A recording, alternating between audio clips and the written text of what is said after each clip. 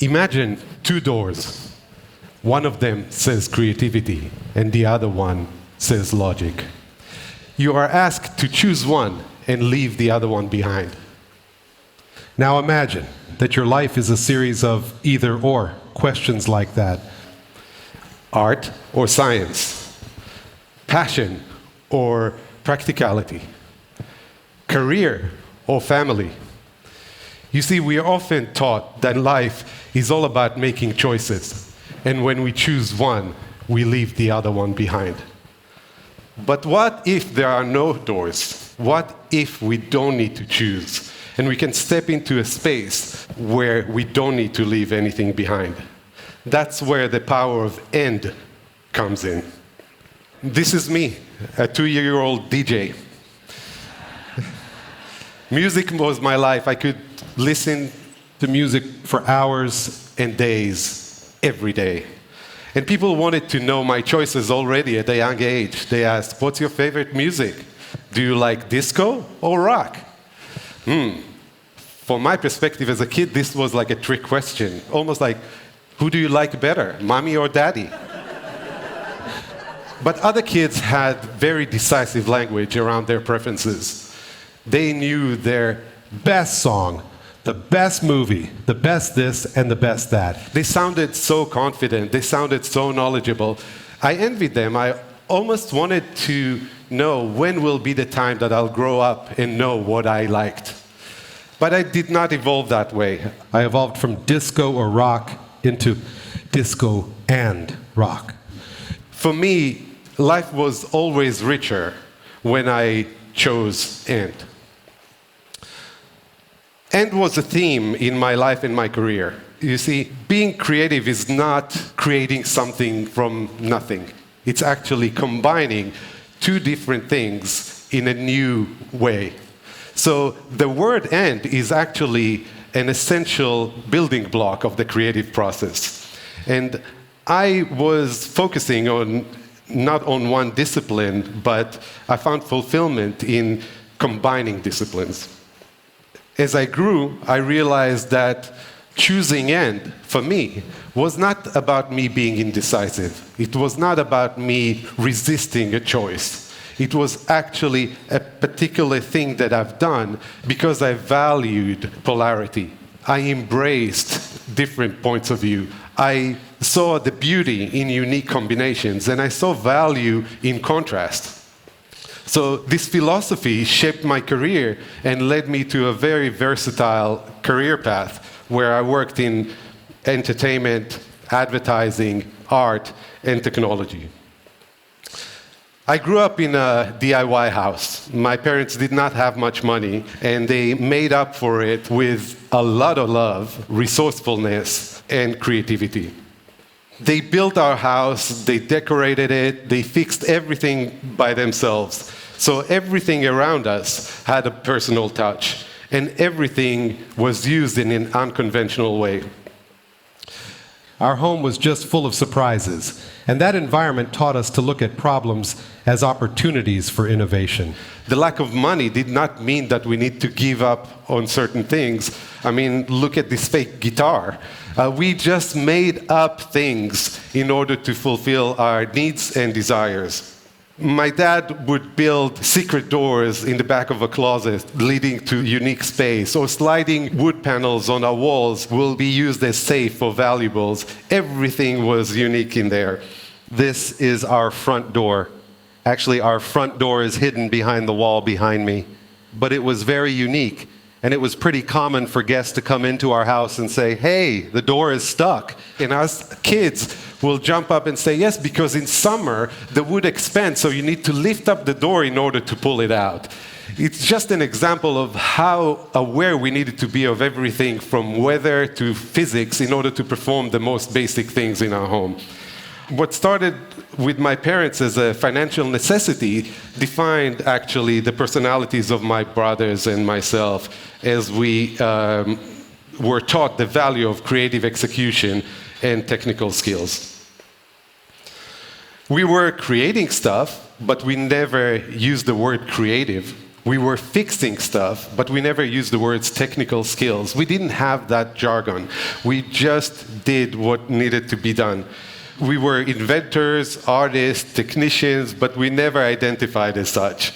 We were skillful, but we were never defined by our skill or confined by it. So for example, if my dad developed a unique way to bend wood that inspired all craftsmen around town, but he did not identify as a carpenter. He just did the clever things that he needed to do to move on. And every time a problem emerged, we would acquire new capability in order to deal with it. It wasn't until later that I realized how this upbringing was shaping my life, approach, and work. But we were already living in the "and" before we even knew it. My brother was drawing beautiful gradients with his special pencils, and I wanted to do that, so I picked up a pen and I tried to do the same. Well, in retrospect, a pen is not the right tool to do that. When you draw with a pen, you cannot erase anything. Everything you put on the paper stays there, and the ink is not the perfect medium in order to create beautiful gradients. But I worked with the limitations of the tool, which is the way that we operated at our home, and I really liked the result. It was so dimensional that I wanted to make this a physical object. And obviously, these are shapes that are not connected to each other, and I was warned that converting a sketch to a physical object is not a trivial task. But I picked up wood and I tried to do my best. And I really enjoyed that process and the result. But I did not identify as a sculptor. I did not identify as an illustrator. I just moved on and picked up the new medium that I got, which was colored pencils. I tried to draw with them and see what happens, and instinctively, beautiful things happened. And I kept on going all of my life, trying to work with photography, with poetry, social, economical papers, technologies, apps, everything that had me interested in the moment, I followed. My professional career started actually at the age of 15. I was studying sound engineering, and this was the only formal professional education that I've ever had. I was amazed by the science of acoustics, and a friend of mine asked me this question: are you an artist or a technician? And this was probably the most defining moment of my career, because this was the first either-or question that related to my professional life. And I've never compartmentalized things like this before. For me, these were working together. You know, yes, sound engineering is highly technical, but it's also deeply creative craft. So it was a perfect combination of art and science for me, and I thought that I'm both. I'm an artist and I'm a technician. You see, I love the technical aspects of what I do as much as I love the artistic, unpredictable side of it. So for me, when the two comes together, that's where the real magic happens. At that time, I was also introduced to filmmaking, and I was surprised to see that everything that I studied in sound applied to picture. So if acoustics is the way that sound bounces from different materials, light bounces from different materials in a similar way. EQ techniques that are essentially bass, mid, treble that I mastered in sound, I applied to color grading, which is shadows, midtones, and highlights. When I was mixing a song with multiple tracks, it was a very similar sensibility for multiple layers in Photoshop. I saw so many similarities, and I can go on, but the point is that I got to see music and analyze picture from the audio techniques, and this experience of converting one skill to another for the first time was extremely powerful for me. The obvious next question was, okay, so are you sound or picture? Because people got confused. And at that point, I noticed pattern, because I had disco or rock, artist or technician, and now sound or picture. I noticed a pattern, but I didn't know where it's heading. Question kept on going, because if you moved from sound to picture, now the question is, are you 2D or 3D? And I got to innovate in the area between 2D and 3D. Something that I thought was a clever idea turned out to be a breakthrough in computer graphics, and got me to travel all around the world. The questions kept accelerating. Now, are you commercial or films? Two different disciplines. Production or post-production? Idea or execution? Design or narrative? And what are you looking for? Are you looking for money or fulfillment? Every time an either-or question came about, I made sure to master or at least be well-versed in both polarities so I can answer and in a meaningful way.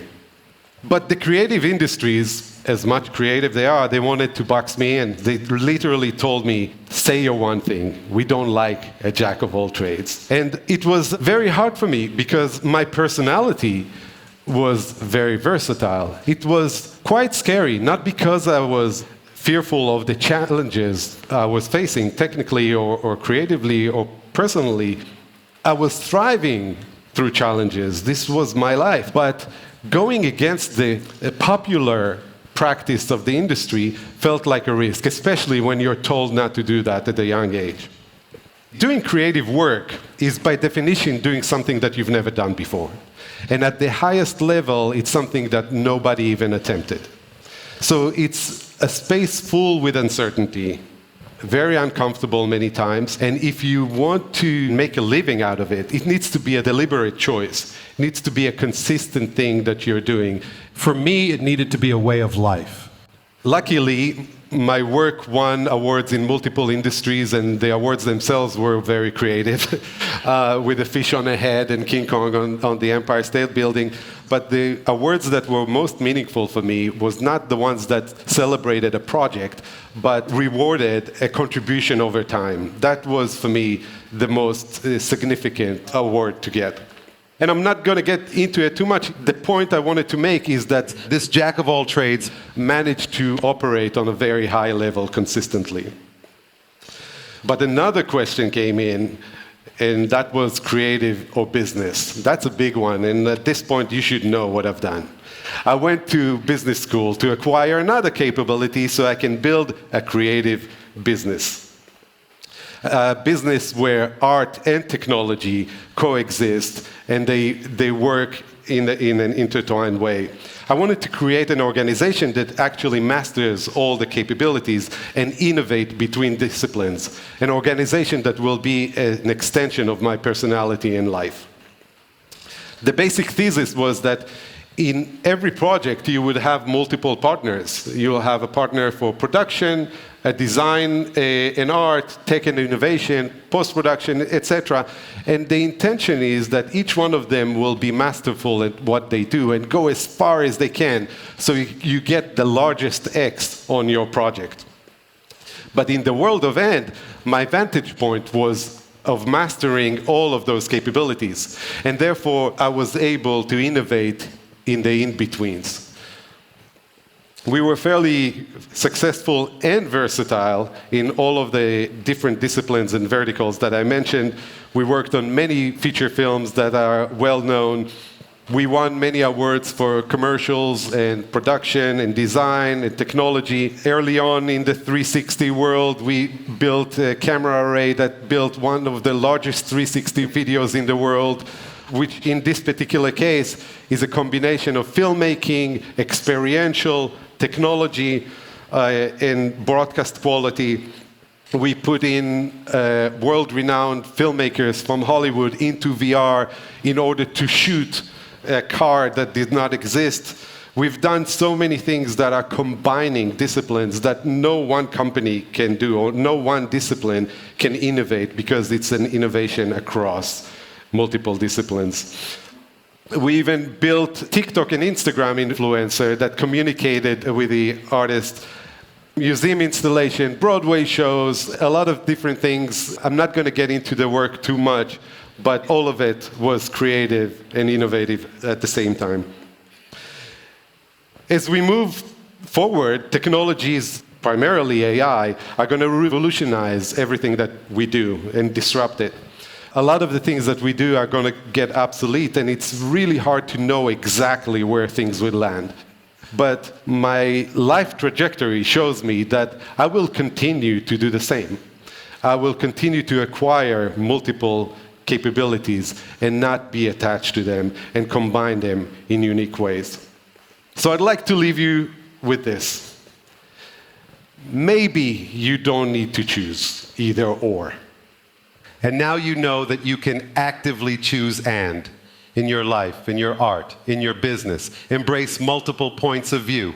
And if you don't choose And at the very least, slow down the next time that you're facing an either-or question, because the magic happens in the space between. Thank you.